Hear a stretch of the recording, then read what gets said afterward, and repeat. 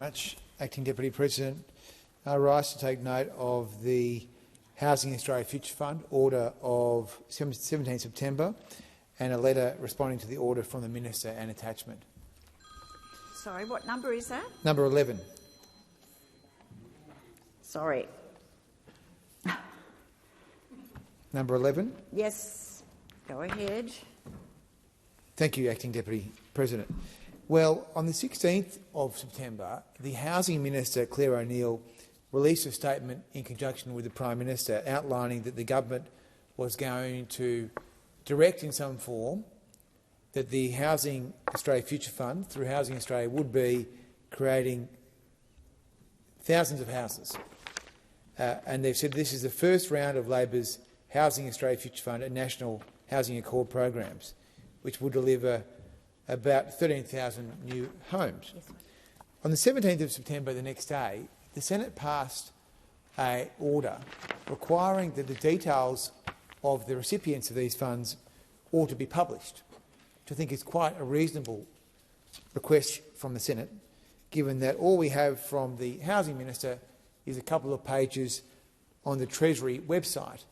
Now, this is after this policy, this Housing Australia Future Fund, having been the government's main supply policy, which was announced before the last election and is part of a massive failure on housing, where you have seen the number of houses built in Australia collapse from 225,000 just 8 years ago down to under 160,000 in this year.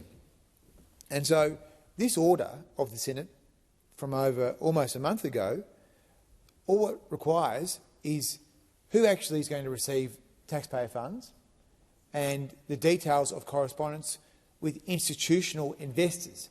Now, the government say that it doesn't have a plan to create a corporate housing agenda, but all the evidence suggests that the government is very focused on trying to shovel taxpayer funds, subsidies and policy to create a system where major institutions like foreign fund managers and superannuation funds are able to build and buy and own in perpetuity the houses of Australians and thereby distort the Australian dream from one which is owned by individuals through to one which is owned by major corporations.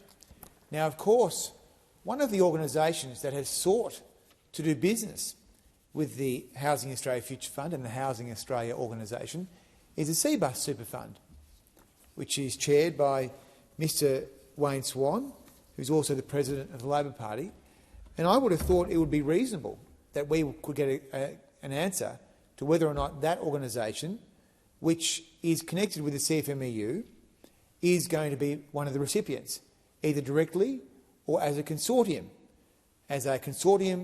which is seeking to build houses with taxpayer support. Now, we don't know. We don't know.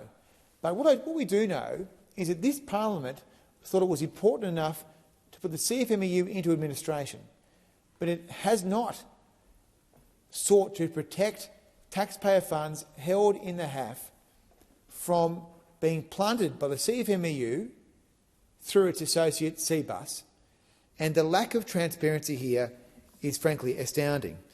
So I wrote to the Housing Minister, Ms O'Neill, on 23rd of September and have received no response to that letter. Disgraceful. But also, I note that there have been a series of letters over this parliament where there have been orders for production of documents where there have been falsified public interest immunity claims filed with the Senate, which we will prosecute at Senate estimates.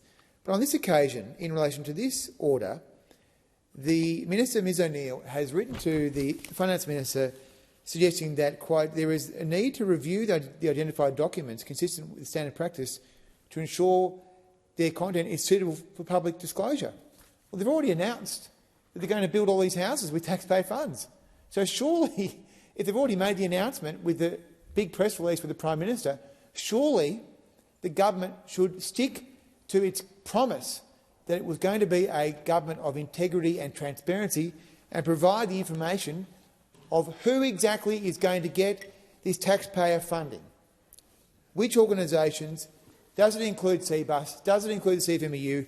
Does it include all the old mates from the unions We want to know who's going to get this money, and we want to see the Senate's will acted upon. Because what is the point of coming down to Canberra and having these sittings and agreeing to things with the support of the crossbench? I thank the crossbench for their support. When the government of the day treats the Senate with absolute contempt and will not comply with its orders. So we look forward to prosecuting this in future, but we'll say this is another very disappointing example of lack of transparency.